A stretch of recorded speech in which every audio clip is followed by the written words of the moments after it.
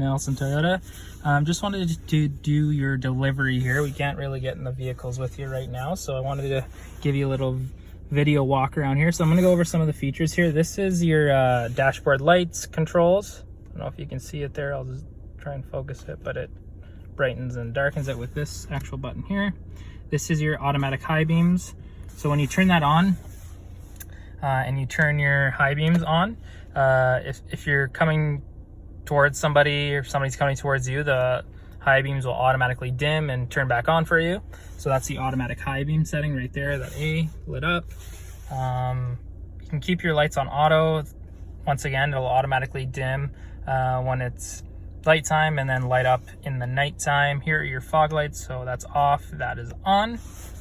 Heading over here, so this is your view button. So if you look at the dash and I push it, it actually gives you a 360 view of the outside, which is a really cool feature if you're just getting out of a parking spot or something like that. So that's your 360 view.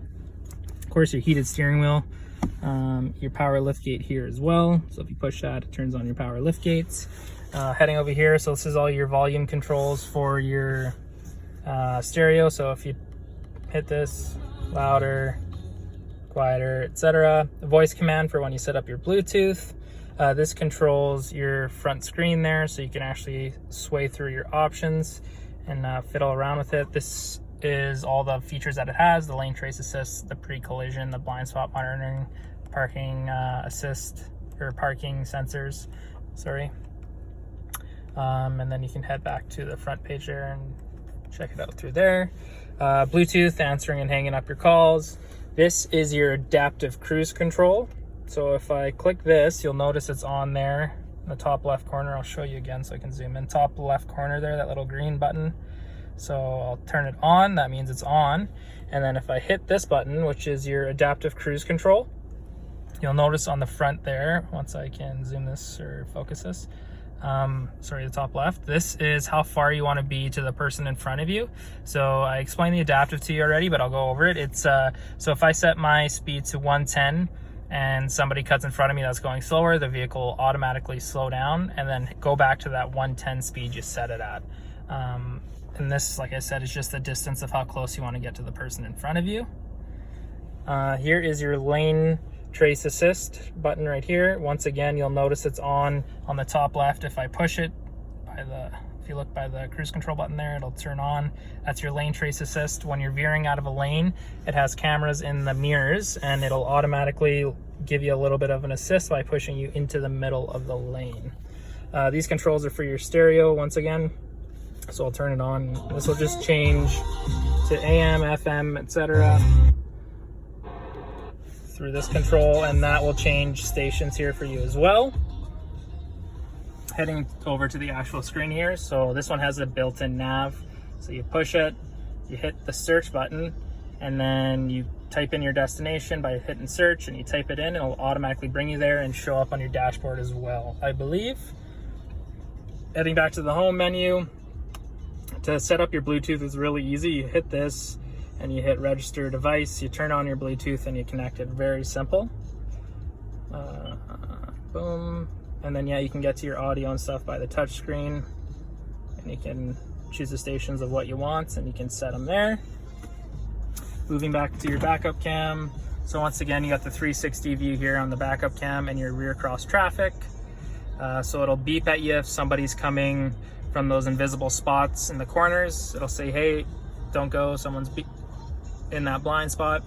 It's got the parking sensors as well, so it'll beep at you if you're getting close to something. I'm gonna put it back into drive here. So this is your dual climate control. I don't know if you can see it. So Donna could have hers on 27, you can have yours on 24 if you want. So it's dual climate. You can sync both sides. If you just want it to the driver's side, you just hit that. I'm just gonna lower this radio here so you can hear, but it'll sync up with the other one. And then you can control the fan speed by this. And then you can actually hit an auto button. So if you hit the auto button, it'll get to 27 degrees and then it'll automatically turn off, so you don't have to worry about adjusting anything. You just hit auto at 27 degrees, it'll get there and then it'll turn off for you. The rest are just standard defrost, eco heat and cold, cool, sorry, it's just it saves a little bit of gas. Your vented seats you'll know is vented because it's green, so that cools your seats. And then your heated seats will be the orangey color. And this is just how powerful or how high of a setting you want it at. If you want them off, just like that. This is the charger for your phone. So I don't know if your phone's adaptable with this, but you literally just lie your phone on this pad and it should charge it for you. Your USB outlet's just right here. Pop it open so you can plug in your USB as well. You got a little 12-volt charger there. This has the parking brake is electronic, so if I put it in park, you probably can see, yeah, there you go. So the electric parking brake is on. You don't have to pull anything or anything like that. It'll automatically pop on when you're in park, and then you'll see it when I go and drive. It'll disengage for you, so you don't have to worry about it. This is your auto brake feature, so once again, I'll turn it on. You'll see it's there. I could be in drive, and once I come to a complete stop, so I'm at a complete stop, I can let go of the brake and I don't go anywhere even though I'm in drive. So that's what that feature does. And then you literally, I'll hit the gas here and show you, but it just goes, so you don't have to worry about holding on to the brake for 5 minutes if you're at a light for that long.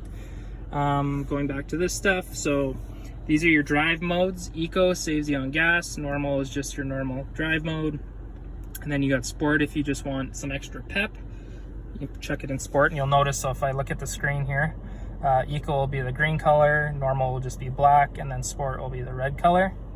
And then I will take you to, this is your all-wheel drive modes. I don't know if you can see this, but I'm gonna push it into normal. So it should be lit up blue when it's in normal, which it is, it's just that sun's shining on it. And then you have mud and sand. So if I bring you up here, mud and sand, so that's if you're going a little bit off-roading, which I don't see why you would be, but so it turns off all your sensors in case you are going off-roading. Then you can go to the rock and dirt. So if you're going down dirt roads or anything, this specifies it to that. And then you also have your snow mode, perfect for the snow time. You'll see it right there, and on the top right, there's little snowflakes. And then to get back to your normal all-wheel drive mode, you just push this down and then you're back in the normal drive mode. This is your downhill assist button, so you can turn that on. Perfect. Heading to your stick here, if you push it over, you can put it into a standard setting. So if you look on the bottom left, so that's your gear you're in. If you want to go into gear 2, that will push this up in the standard setting. It pops to gear 2, gear 3, and then you can just switch it back to the right if you want to go back into the normal drive mode. Heading up here, your sunroof. So if you hit that open, it just automatically pops open. Pretty standard stuff. It's got the vent option as well. And yeah, so I try to go through everything I could here. You have memory seating here, which I should have mentioned actually. So you can set your seat, since you and Donna will both be driving. You can set it, and then you just hold the L1. It should pop in and memorize your seating setting. So when you do come in and start the vehicle, it'll automatically pull up your seat to that setting for you. And then you can hit 2 for Donna's.